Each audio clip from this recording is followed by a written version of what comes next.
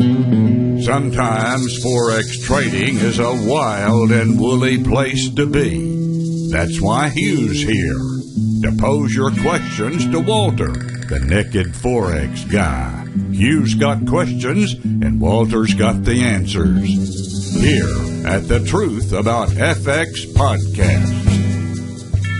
Hey Walter, today's question is from a student, and he asks, I started using trading indicators and I failed. So I took 6 months off from trading, and now I'm trying to relearn trading without indicators. So I guess the question is, how does he do that, and what are the best ways to go about that? Yeah, that's fairly tricky. Okay, so my one of my beliefs is that basically what happens with people is that indicators, I don't really have anything against indicators. I think you can use them fine.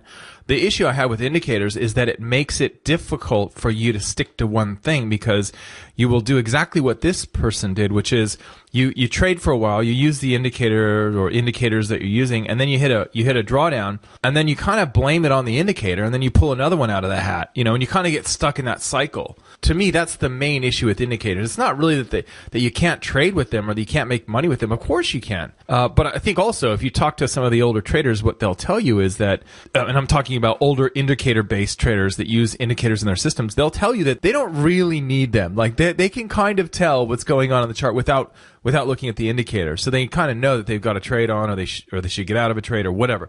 So this is what I would suggest for this person. You've been trading for 6 months with indicators. It didn't work out, and now you're trying to relearn how to trade without indicators. There's a couple of things you need to do. First of all, you need to look at what your beliefs are. So you're most likely, and in the show notes for this podcast, I'll put that video down there to show you how to determine what kind of trader you are. But the important thing to note is that you're one of three different types of traders. You're probably either the type of trader who likes to go with the flow and trend trade and follow a strong trend, or you're a reversal type trader where you look for the market to kind of hit a spot and turn around there, and you try and catch that reversal. Or you might be like a breakout trader, where basically you look for the market to get really quiet, and then when it gets really quiet, you wait for that violent breakout and for it to move. Some traders are also kind of reversion to the mean type traders, which is similar to the counter trend or the swing type trader, but it's a little bit different in that you're just always kind of watching the market fluctuate, up and down, and you're trying to take advantage of that. So I guess really there's sort of four different types of systems that you're probably most drawn to.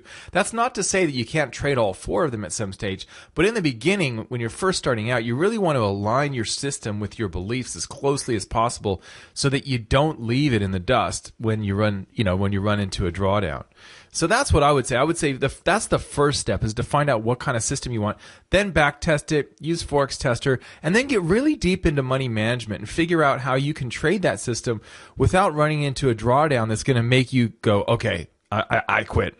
This isn't working. I got to find a new system. And that really comes down to fine tuning your risk management. And so that's going to come into play when you know what your win rate is, and your average winner and your average loser, and what the chances are of hitting a drawdown of X percent. All those sorts of things that you can use. You have to get those stats from your testing, obviously, but then you can plug those into the calculator that I've linked up down there in the show notes for this episode too, and then you can work on that. So that's my suggestion. Find out what kind of trader you are. The video down there below will help.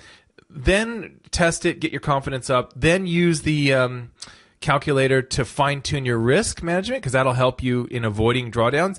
And then from there, you really just need to work on your mindset and stick with it. That's the main thing. Does that make sense to you? Yeah, that's great advice. I think taking a step back also, maybe this person needs to reassess the word failed. Like, did the indicators really fail for them, or did he or she go through the wrong process with them? That's a great point. And it could be exactly right, Hugh. It could be that it's the money management failed him, so he was risking too much, or he was changing his system on the fly because the last trade went 400 pips, so I got to add a trailing exit, to the next trade or whatever. It could be a multitude of different things that happen, but you're right. You don't have to blame it on the indicators, but unfortunately, that's what we typically do.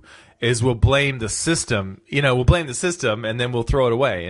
And so it's not to say that he couldn't, he or she, I don't know who this is, he or she couldn't use indicators in the future. I'm just saying, you're right. It could be a number of things, but the important thing here, I think, the main thing you need take away from this is that you need to trade what you believe, because if you don't do that, then what will happen is your beliefs start bubbling up and start changing the system. So you really want to align your system with your beliefs from the get-go, and that way you'll be far ahead of the other traders who are just trying to copy someone else. Okay, yeah, that makes a lot of sense. All right, thanks, Walter. Thanks.